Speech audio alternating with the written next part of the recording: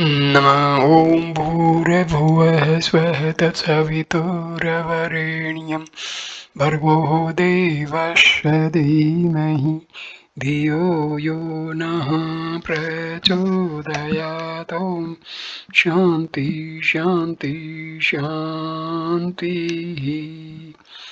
Namaskar my dear friends. This is video number 20 on Bhagwan Sri Sathya Sai Baba's Divine Discourses for the sadhakas pursuing the sadhana of self-realization leading to liberation.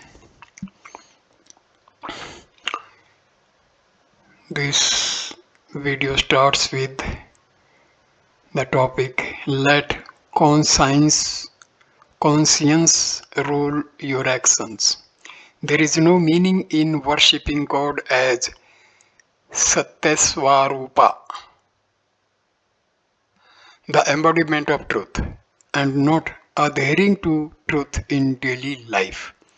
Dharma, righteousness is born from truth. This righteousness emanates from the heart. Righteousness promotes self-satisfaction. It is an expression of self-consciousness. Have faith in the promptings of this divine consciousness. No one should act against the dictates of his conscience. Acting in violation of the conscience is evil. Action according to the conscience is righteous. True worship consists, therefore, in doing what is right as dictated by your conscience. Diverse between thought and speech is ungodly. There should be complete accord between thought, word, and deed. God is only one. Your forms of worship, rituals, and beliefs are purely personal and do not relate to the universal. Divinity means that which is whole, embracing. The one divine is present in all beings. Every being is filled with truth and love. There is no one without love. The love may find outlets in different ways, but it is essentially one. That love is God. Do not go against that love. Though God may be worshipped in various forms, it is essential to recognize the unity that subsumes all of them. Worship may assume any form, but worship itself is one and the same. Likewise, the forms of the divine may be varied, but the divine principle is only one Atma. Only the unchanging love is true devotion. Today, there is only one important thing that you have to take note of. Give up the delusion that the divine is in some remote place. Have the faith I am God. When you have the faith that you are divine, you are unlikely to go astray. You will pursue the right path. Believe that God is in every human being as declared by the Vedas and the Upanishads. Mere scholarship does not make a man a pandit, a man of knowledge. Panditha sam adarshanaha. Panditas are those who see everything with an equal eye. Pandits should be judged by what they practice and not by their external appendages or what they preach or write. Regard yourselves as children of God. There is really no difference between the avatars and yourselves except with regard to the number of aspects of the divine present in each one. These aspects can be enhanced by right conduct and by developing divine love. That is not true love, which wanes from moment to moment and waxes from time to time. Only the love that is unchanging and shines brightly always in the heart is true love. It is unaffected by joy or sorrow, praise or blame. Such love is true devotion. A love that grows or declines accordingly to varying circumstances is not true love at all. When one derives some great benefit or his prayers are fulfilled, he installs more pictures for worship. But if his desires are not fulfilled, he removes the he removes the pictures. Can this be genuine devotion? Get rid of selfishness by adoration of God. All the divine principles, Brahma, Isa, and Vishnu, are to be found in man. Brahma represents the creative principle. Isa, Shiva, is represented by the heart. The Buddhi, intellect, represents by all-pervasive Vishnu principle. Similarly, the three divine modes, Yantra, Mantra, and Tantra, are also found in man.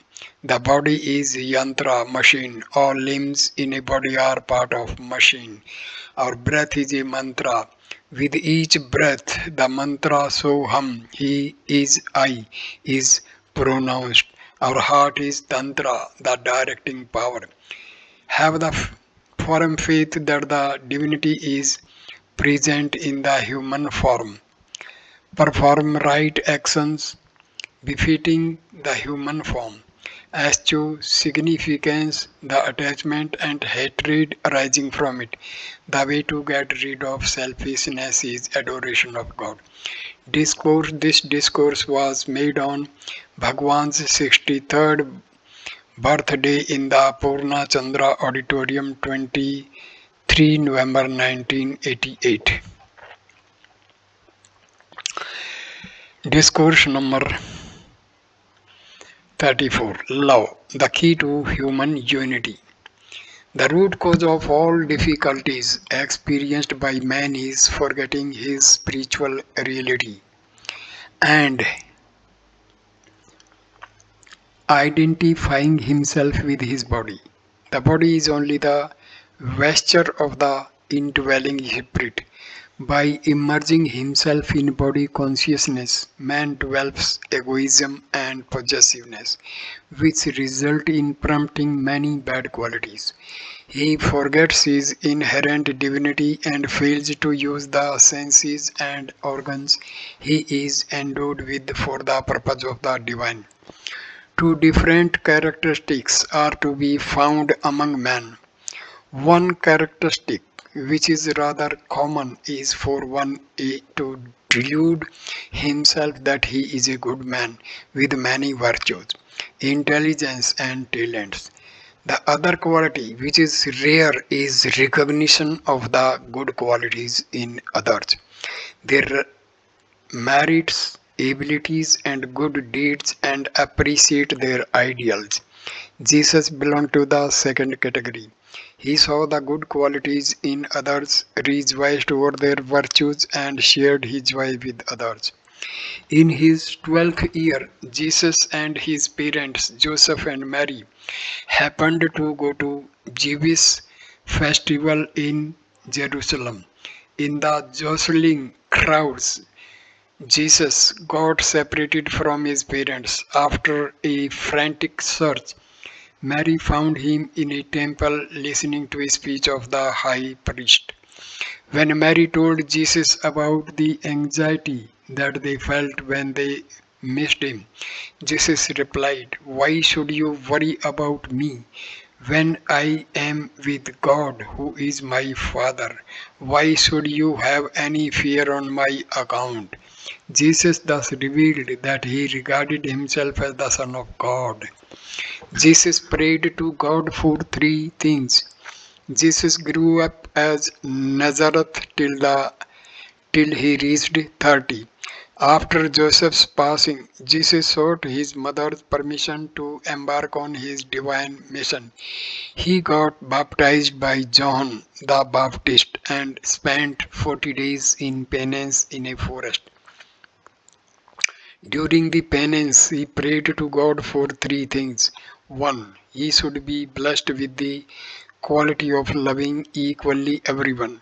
Two, he should have the strength and forbearance to suffer patiently any indignity or per- persecution that he might be subjected to by anyone. 3.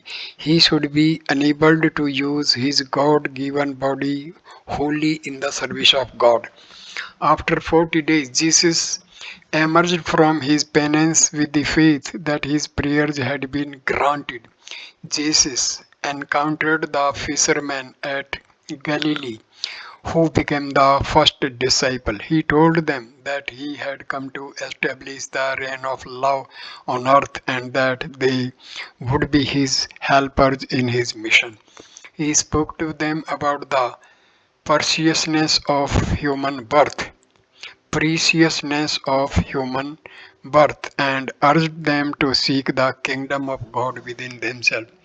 By the way of illustration, Christ told them the following parable. In a river, the water is flowing in a swift current, but even the tiny fish are able to swim in it and move about merrily. In the same river, a huge elephant caught in the rapids is likely to get washed away or drowned in spite of its enormous size. Whatever the speed of the current, the small fish are able to swim freely in the river and enjoy themselves, but an elephant is unable to survive in it. The reason is what you need for survival in a river is not bulk but the ability to swim. Likewise, man who is caught up in the ocean of worldly existence, samsara, needs not so much metaphysics, scholarship, or detachment as the grace of divine love. Without faith in God, one cannot experience bliss. Without any knowledge of Vedanta, if one is blessed with God's love, he can surmount all problems of life. Without faith in God, all scholarship, wealth, or name and fame are of no avail. He cannot experience bliss. Christ also taught that the body should be used for recognizing the indwelling spirit and not to protect itself. It is the mark of ignorance to pamper the body and ignore the spirit within. If a tiny sugar crystal is mixed in a heap of sand, even the most intelligent person will not be able to separate the sugar from the sand and recover it.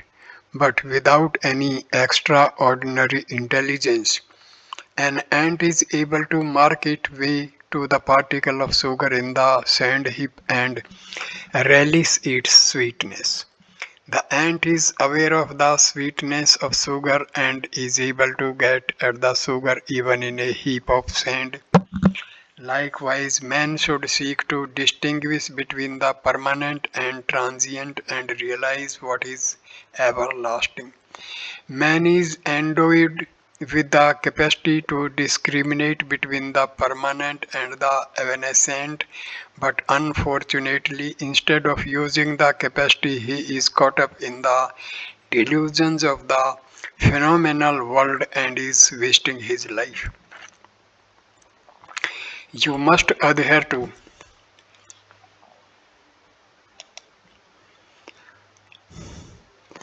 truth and not succumb to falsehood or unrighteousness. You must face with courage the vicissitudes of life. You must love even your enemies. Universal love transcends all other virtues. Love is the supreme virtue, declared Jesus. Only love of God is real love. Jesus taught that God is love. Instead of recognizing this basic truth, men are allowing hatred, envy, and other evil qualities to pollute their love. Man is gifted with the quality of love not to express it from selfish purposes but to direct it towards God. Jesus declared that there was nothing great about returning good for good. They should do good even to those who harm them.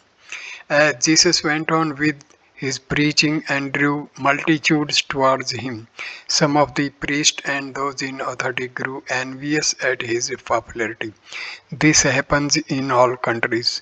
They started persecuting him and charging him with treason. Jesus, however, continued up to the end to carry on his mission of love and righteousness, first as the messenger of God and later as the Son of God. There is a reason for anyone coming in the human form. This may not be known to all. Only the divine knows the real purpose. Everyone should regard himself as a messenger of God and try to lead an ideal life. This means that one has to give up selfishness and self interest. This may not be easy, but with God's grace, it should be possible to progress towards self realization gracefully. Love is the means of developing devotion and achieving liberation apart from other things. Only the love of God is real love. It is the royal road for man to realize the divinity in him and everyone. Sign love unifies all from different countries. Here is an example of the power of love. Today in this hall are gathered people from many countries. They speak different languages and adopt different religions and culture and have different dresses, manners and customs. Forgetting all these differences, they are all moving here as brothers and sisters because of their love for Sai, which has unified them. They are expressing the joy of oneness because of the love in their hearts. When there is no love, there is hatred. Faith in God promotes love. Love leads to peace. Peace prepares the way for truth. Living in truth, man experiences bliss, which is divine. Where there is faith, there is love. Where there is love, there is peace. Where there is peace, there is truth. Where there is truth, there is bliss. Where there is bliss, there is God. Hence, faith has to be strengthened. Many forms, but one God. The divine manifests himself in many forms. God is worshipped in many forms for the joy to be derived from it. In ancient Rome, many gods were worshipped, as in Bharata. At that time, there was no belief in one God. Then came Christianity. The concept of unity in diversity came to be accepted. In ancient Greece, Plato, the disciple of Socrates, was the first to point out the immanence of the divine in everything in the universe. Truth is one, regardless of the nation or religion. Truth or divinity cannot change according to place or circumstance. That's why it is said, truth is God. That truth is within us. Vedanta, transcendental knowledge, has described it as Sattva Chit Ananda, being, awareness, bliss. The names and forms of human beings may vary, but the Supreme in them, the Sattva Chit Ananda, does not vary. It is eternal and changeless. Embodiments of divine love. Strike down the walls that separate man from man. Get rid of differences based on caste and creed. Develop firm faith in the oneness of humanity. Cultivate love in your hearts. Only then will the nation be united, prosperous, and happy. Look at the state of things in Bethlehem, the birthplace of Jesus. Christmas could not be celebrated there this year because of the ill feeling among the people. How unfortunate that while the rest of the world is celebrating Christmas, there should be no celebration in the place where Jesus was born. God belongs to all. He is universal. All of you have to give up differences of every kind and give no room for narrow, parochial, and national loyalties. Consider yourself as the children of one God. You may worship God in any form of your choice, but recognize truth that God is only one. The observance of holy days like Christmas is an occasion for realizing the importance of love and harmony among human beings. It is not right to celebrate Christ's birthday by feasting, drinking, singing, and merrymaking. The ideal taught by Jesus should be put into practice. That is the right way to celebrate his birthday. Whomsoever you adore, you must try to live up to his teachings. What kind of devotion is it when the devotee does not practice what he professes? It is pseudo devotion. Remember the Lord with love. Worship Him with love. Sanctify your life with love. This discourse was given on Purna Chandra Auditorium, Christmas Day, 25th December 1988. So, this video is completed. Thank you a lot. Namaskar, my dear friends. Namaskar.